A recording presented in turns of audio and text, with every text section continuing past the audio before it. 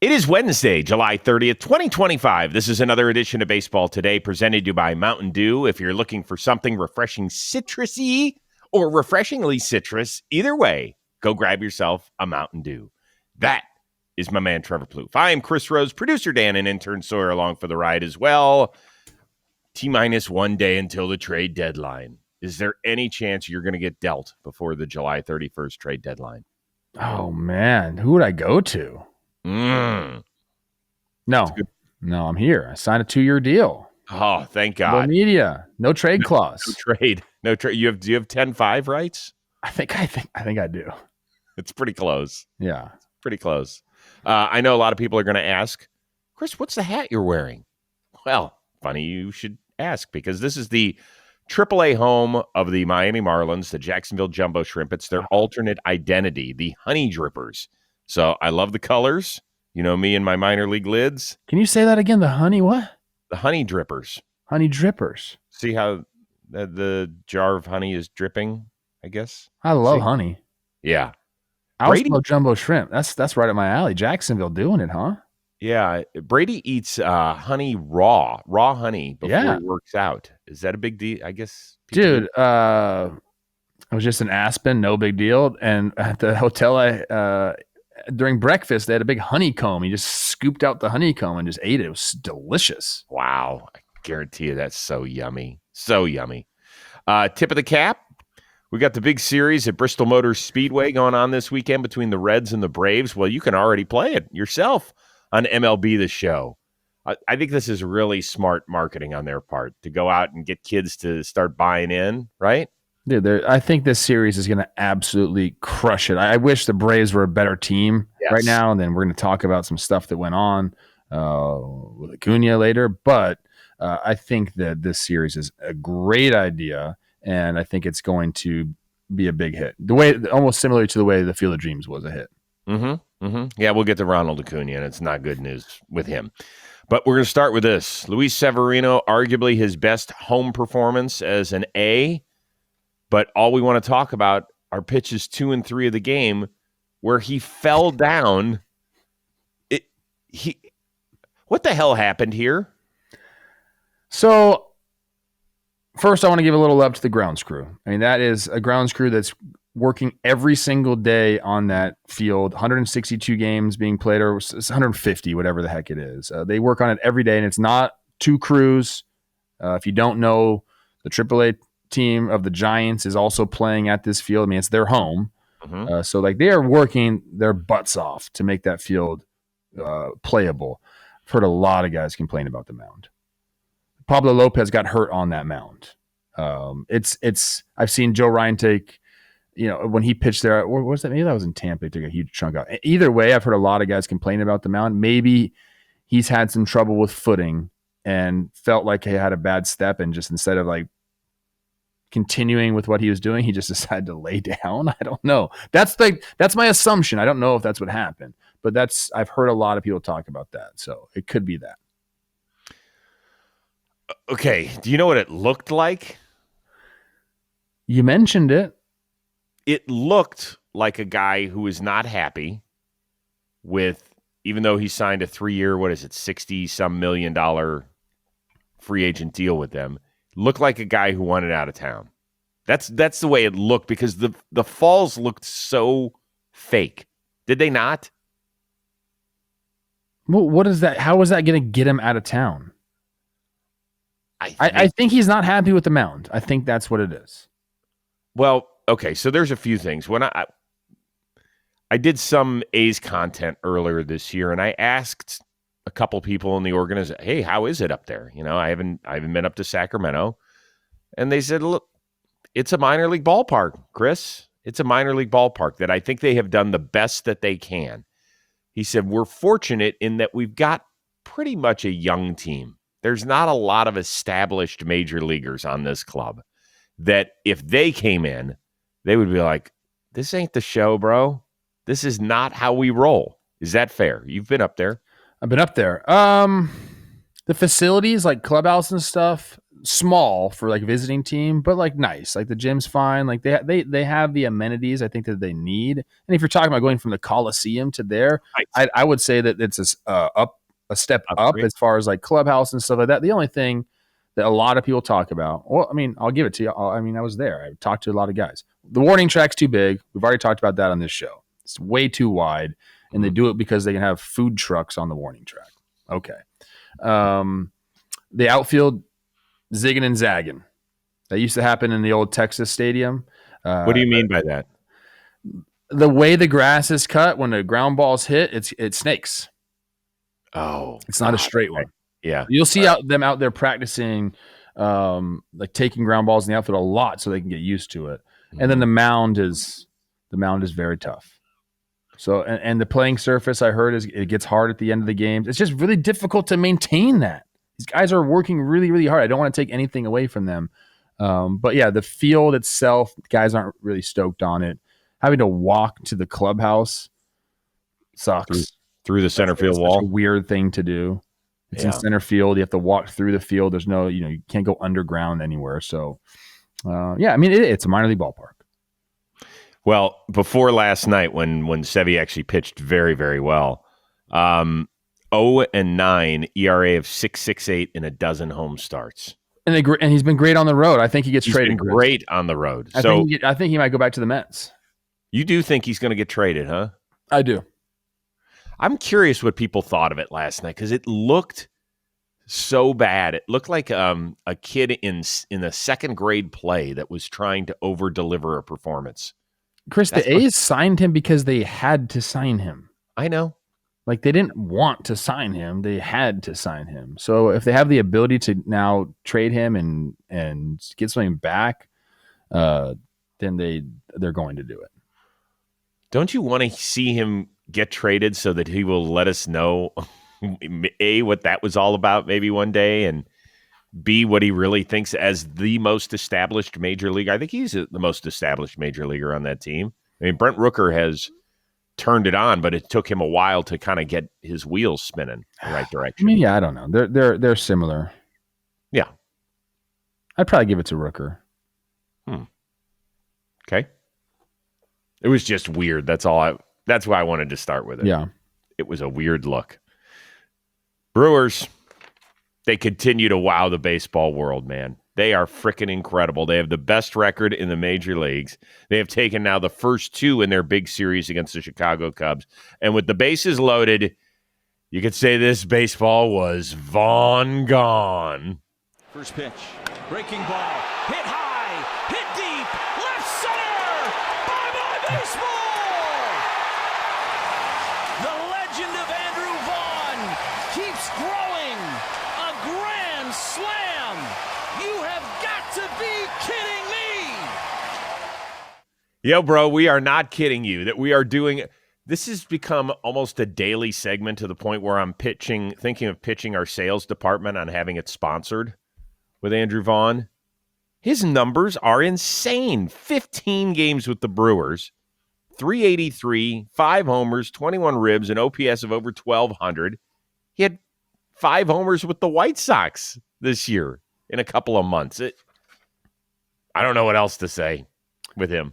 No, it's awesome. I think we should give him a tip of the cap right there. Presley coming in, hangs him a slider first pitch and just absolutely crushes it. I mean, that's a pro at bat. That's a guy going up there, understanding what the pitcher on the mound does and was ready for it. Got a hanger and freaking, man. No, it's been awesome. Now, the Brewers, after winning the first 2 games this series, up 2 games on the Cubs in the division. They're a very, very interesting team. I had a thought. I was just on Talking Baseball. Like, what are the Brewers going to do? Because they don't really need to do anything. Okay, I'm curious to see what you think they need to do. I said, wouldn't it be fun? Because we're talking like, what's going to be the Luis Robert market? And I think a smart team will take a chance. And the bat speed is there, right? Offense is where he struggled. Still playing great defense and can run the bases, and that's what the Brewers want on their team, is guys that can run the bases and play defense. And you talk about his salary, those are team options. Mm-hmm. They don't have to pay him if they don't want to. Right. Or they can say, hey, we pick up two $20 million options on you. Maybe they give a prospect up and buy some of those down and make Chicago pitch in for some of those team options. I don't know if they would do that, but it's been done in the past. There's not really a place to play him because Isaac Holland has been so good. But wouldn't that be a fun fit? Doesn't he kind of fit like their MO of what they do? I guess so. He's not the first guy I thought of that can help them. What do you think? I told you I'd make a huge play for Suarez. I think they need one more thumper in October. And I get it that it doesn't fit their DNA. It does not fit their DNA whatsoever. But when we've gotten to October, their DNA has not worked. Yeah, I guess you could say that. And so I want one more guy because I don't know. Brewers fans, it's been a great run with Andrew Vaughn. Do you feel great with him with 2 on and 2 out and down 2 runs in the 7th inning? Don't ask that right now, Chris. Well, of course they're going to answer yes. But you understand what I'm saying, right? Track record. I want somebody that's done it a little bit. But Suarez is also a big swing and miss guy. So yes, he is. He can be streaky. I know he's put together a really, really good year this year. I don't think he's like, I don't think I put him in the upper echelon of that. Like, hey, got to get a knock here in the playoff series. I don't think I think of Eugenio Suarez as a top but 30 guy. What have I talked about, though? They need somebody like what Pete Alonso did to them last year. Yeah. That's what they agreed. I agree with that. Homers reign supreme in the playoffs. What can this guy do? He can hit homers. Yeah. So that's a thought. But let's focus on one of the other guys that they traded for, and that was Quinn Priester. He's maybe been baseball's biggest shock this year. When you look at it, he's a former first rounder of the Pirates, got traded to Boston last year.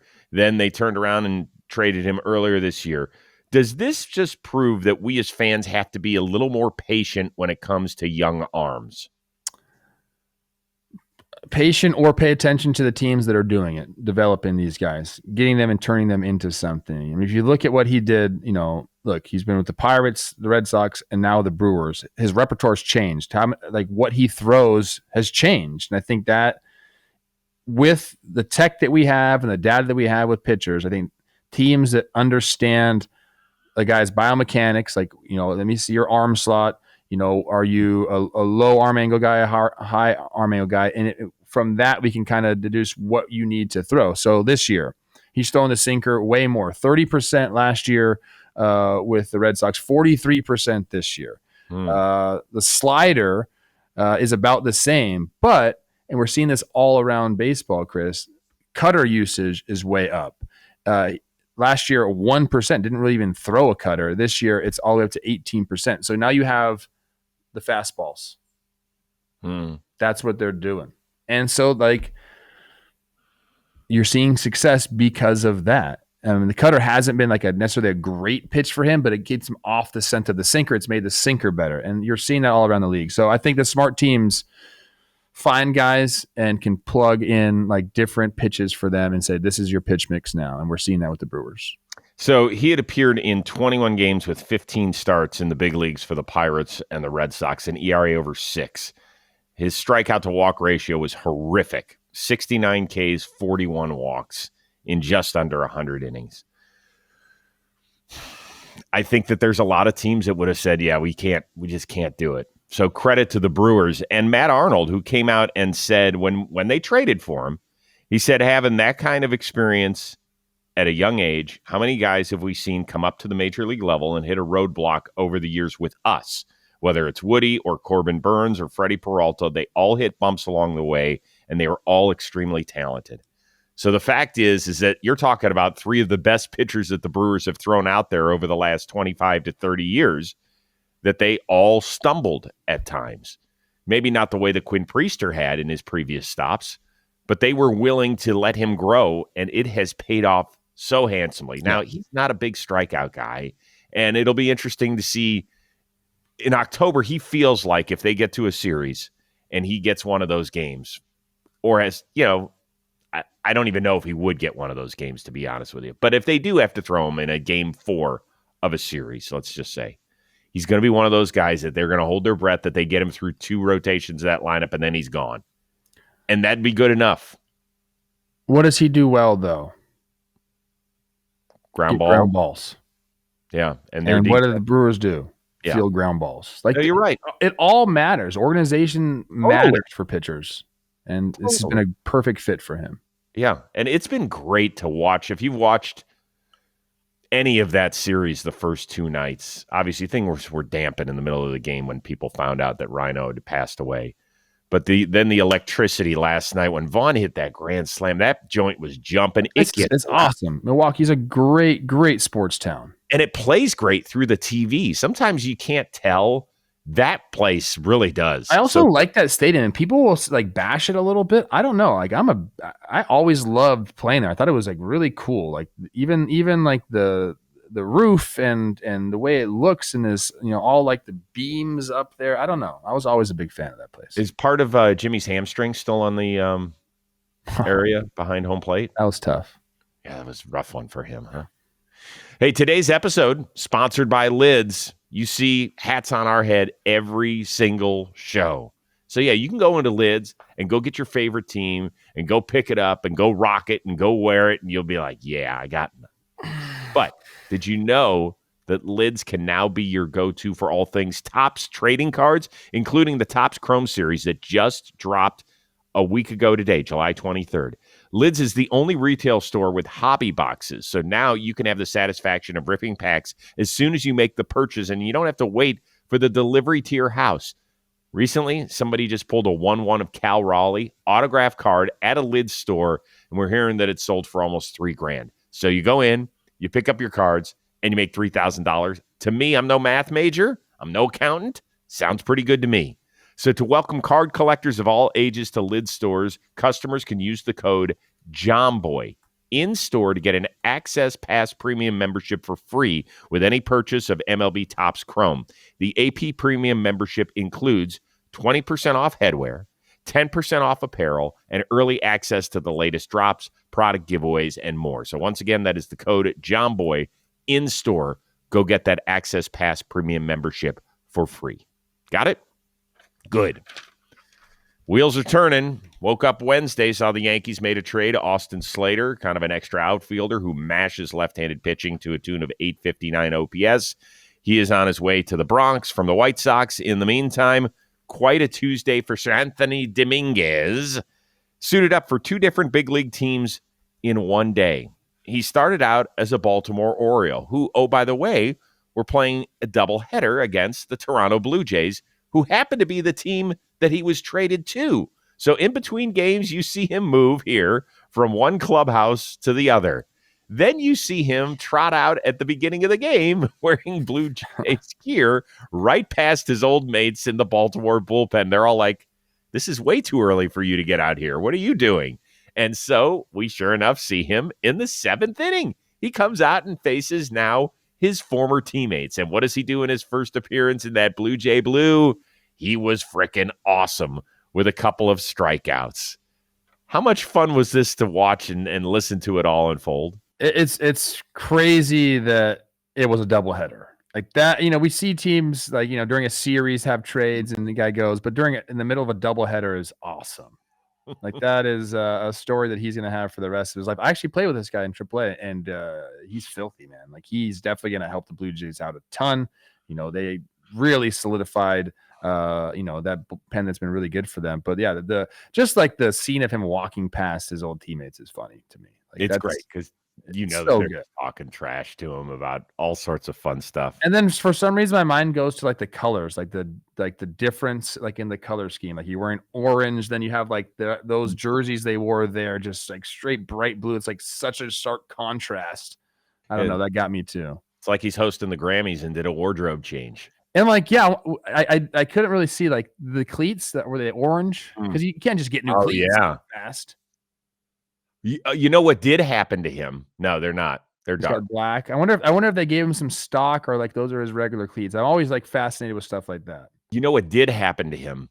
His uniform had to be done so quickly that the 8 on his back was flipped. It was wrong. And you would think, well, it's just an 8. Isn't the 8 the same? Well, no. The bottom of the 8 is more of like the bigger end of the snowman, if you will. What's funny is like guys, like the teams have like part of their clubhouse, staff. Like there'll be a guy that can do a jersey in a pinch like that. Mhm. Sometimes they'll get sent out, but a lot of times they have a guy that can do it. Shout out Frank with the Twins who does it in the back room there. Awesome. But that's cool. That's like a fun thing that you really don't think about. Like need a nameplate, need all the letters, got to put them on. It's fun. The other part of this equation is that the kid he was traded for, minor league pitcher Jerron Watts Brown, started the day with the Blue Jays organization, went to the Orioles. They were playing each other in the minor leagues. That's awesome. Isn't that great? That's That's really, awesome. really cool.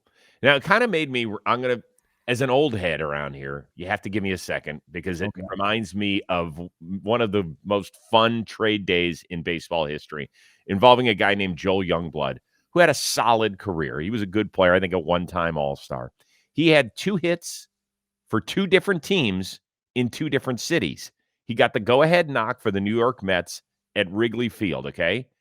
He gets traded, gets on a plane, hops to Philadelphia, and gets a hit off of Steve Carlton as a member of the Montreal Expos. So that's 2 hits, 2 different teams in 2 different cities. I love that. Isn't that cool? I love that. And we'll end the discussion about this.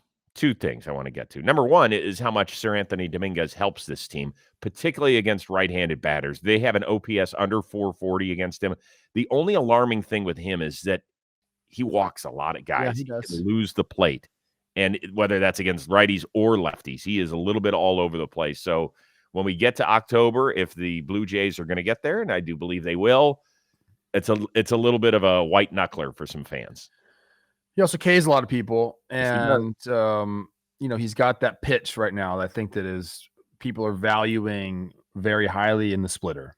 He's got the sweeper. Sweeper's kind of a thing of the past, but the splitter is the new it pitch in baseball, and the sinker and splitter are the new it pitches in baseball, and he's got that. So, and by the way, somebody had him in our trade draft.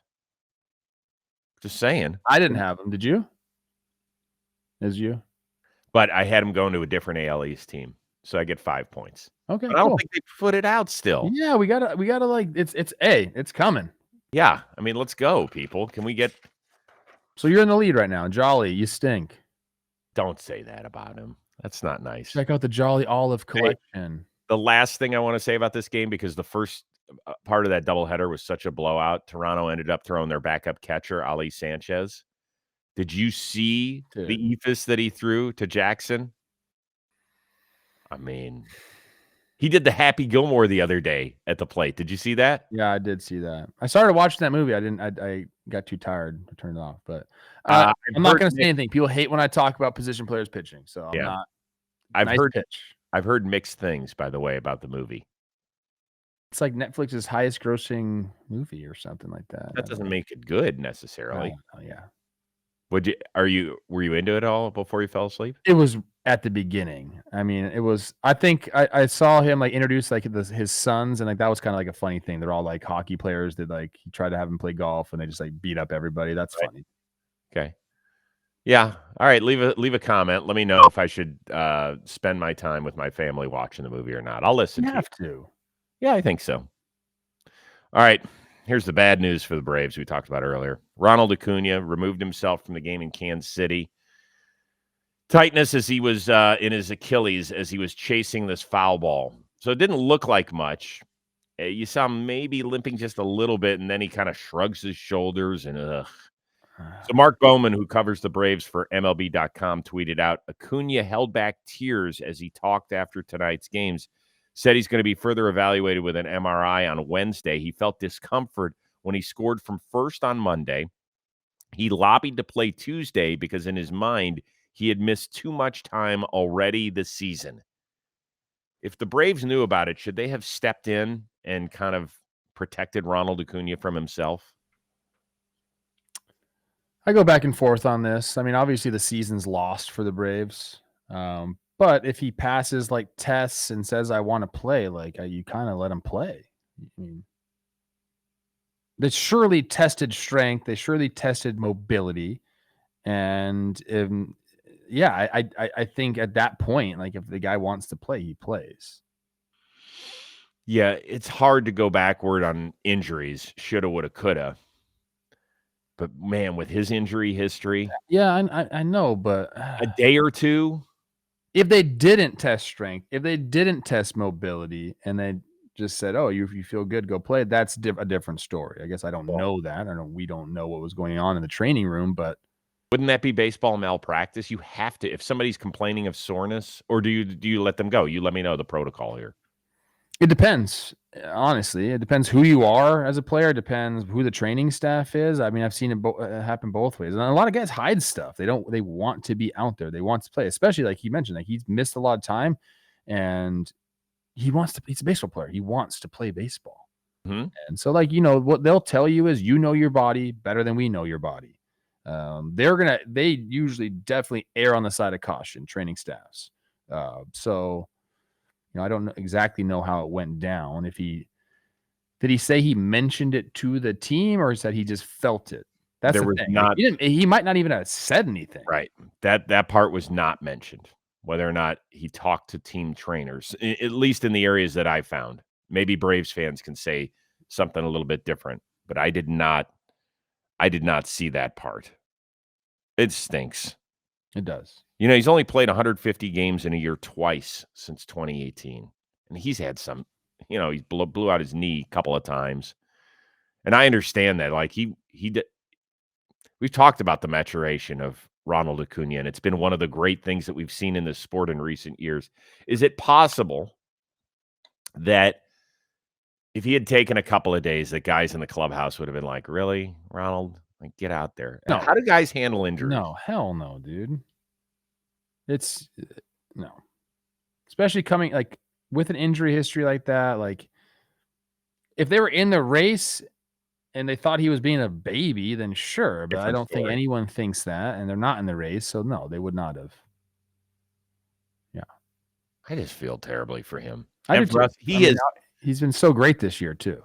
What does he have? A 3 WAR in like 60 games or something? Yeah. Something ridiculous. And he mashed one up 470 feet almost the other day. And now he's not going to be able to play in the series against the Reds this weekend. He was in a walking boot. I wonder if the Braves start unloading. If they're smart, and not just who you want them to move. Yeah. That's not going to happen now. Although that team desperately needs offensive help behind the plate. Talk about Sean Murphy. That's who I had going to the Padres, right? No, I had him going to the Giants. I had Tyler Stevenson. Oh, that's right. That's right. And now Stevenson. Now the Giants they stink. They stink. I thought you were asking about the Giants today. We're not doing that? Yeah, we're doing it right now. Oh, cool. Oh, yeah, we are doing it. Yeah. Last night, Ke'Bryan Hayes got him. Ke'Bryan Hayes got him good. 2 on. Infield fly rule, right? Did he get him good? Elliot Ramos, what are we doing? How does he not? Is that a brain fart, or do guys seriously not know the infield fly rule? For those of you that are audio only, Elliot Ramos was 15, 20 feet off of the second base bag when this ball was popped up in the infield, so the batter's automatically out. We all know that. Infield fly. All the umpires are pointing to the sky. Infield fly. So that's an automatic out. Runners advance at their own risk. Do you think he didn't know the rule? In that moment, he didn't. And it's first or second or bases loaded less than 2 outs. That's the infield fly rule. And it has to be, a ball where they deem they're camped. Any ball that's within like the infield like that, automatic. Unless it's the 2013 wild card game between the Cardinals and the Braves. Remember 2013, yes. But that was in the outfield. That wasn't in the infield, though. That was the most bizarre. Yeah. Who was that? Oh, don't tell me. Shortstop. God, tell me. Now, I'd forgotten who all was involved. But the ball was like 150 feet past the infield. It was. Yeah, that's not a typical case. So, yeah, this was obviously immediately was an infield fly. And, yeah, he had either forgot the rule or forgot it in that moment. I'm not really sure. So, I mean, Ke'Bryan, good on him, I guess. Did you see this play, by the way? Did you see this? Everything's bad for the Giants right now. They can't hit scoring. What was your boy Rogers thinking of? He was looking towards second base because he thought they were trying to turn 2? What was this? This is bizarre. Yeah, I'm not really sure, Chris. He's lucky he didn't get hit in the face. I'm not really sure. It's been a bad look. In the play that Ronald Acuna hurt himself on, that was another Giants ground ball to the center fielder. They scored on Right. first on. Yeah. Like we're in troubled territory up there in San Francisco. Mhm. And Matt Chapman, we talked about this, what he said, like Buster's gonna make moves. Like we got Devers, like we're not done. We're gonna make moves. I'm curious what they do. They're one of the chips are in for them. They gotta reach in their pocket and get some more, right? I don't think so. I think they go the other direction. Oh, I think they could you trade think it Buster Posey is gonna sell? if he's smart. I think he gets rid of Robbie Ray. I think that's the one that could bring you a lot of offense. You're gonna have to have a big presser. If you sell, he needs to sit in front of all the media and explain exactly his process. Here's my You don't get the fan base riled up like that, Chris, by trading for Rafael Devers and then sell at the deadline. Rafael Devers is a multi-year trade. I understand that, but you got this sentiment of the fan base way up, and now you're gonna smack it down. Yeah. Do you know why? Have you watched the product the last month? It's bad. I'm not saying it's the wrong idea. I just don't feel like Buster Posey is going to do that. I know, but sometimes you have to be disciplined. You can't lead on emotion alone. You can't. He's used to winning. He wants to be known as a winner. I get it. And you know what? Well, this was one of the things we talked about when he took the job. He is one of the most popular Giants of the last 50 years. And you're putting that entire reputation on the table because he owns part of the team. Yeah, I mean, who knows how that ended up working out? I imagine he still does. Yeah. Interesting. Yeah. Giants fans, let us know what you want to see done in the next 24 hours. Hey, last thing before we get out of here. I just was curious about how you'd feel about this. I was surfing social media, and I found a clip from this guy named Darnell Parker. He's just some guy who ended up FaceTiming his brother from the golf course because Darnell hit a hole-in-one. Problem is, he was playing golf by himself, so nobody was there to verify it. Would you rather not have hit the hole-in-one because nobody was there to say, oh, dude, that was awesome? We just have to kind of take your word for it. No, I'll take a hole-in-one anytime you get them. Yeah, I don't care. Well, it's obviously better if your boys are with you, but that guy saved a lot of money right there. Oh, for a round of drinks? Yeah. Have you ever been on the course when somebody's hit a hole-in-one? I've hit one. What? Yeah. What do you got? Brookside, the golf course next to the Rose Bowl, and I was with my boys. Yeah, I need some details. It was 150 yards over like a little ravine, and I had like a pitching wedge, or maybe I had like a 52. I forget what it was. Ooh. But I spun it back, and I typically don't spin it back. Like I don't have a great golf swing, but it bounced and then came back. And did you know immediately? Yeah, we saw it. Oh. Yeah, it was really cool. And luckily for me, that place is like not that nice of a golf course. So I bought drinks for everyone from the cart girl, and it was great. All right, congrats. Thank you. Yeah. I know a guy who's a really good golfer. He got 2 holes-in-one in the same round. That's crazy. Is that ridiculous? 2 in the same round. That's borderline asshole material. I still have my scorecard, and it's hilarious. Definitely at the time I was not a good golfer. I'm better now, but my score, it's like double bogey, triple bogey, bogey, 1. Yeah. Double circle that bad boy. Yeah. That's great. All right, tomorrow's the trade deadline. We're gonna go do a show, and then we'll be all wrong, but that's gonna be fun. We cannot wait to get it going. We're gonna get the show out early, and then we know that there's a live edition of Talking Baseball later in the day to get you all covered, and then we'll cover it again on Friday and break it all down and tell you what it means for the next 2 months as we head down the stretch. We cannot wait. For our one-of-a-kind producer, Dan Rourke, our awesome intern, Sawyer, that is the uber-talented and master of a hole-in-one, Trevor Plouffe. I am Chris Rose. We will see you trade deadline day here on Baseball Today, presented to you by Mountain Dew E5.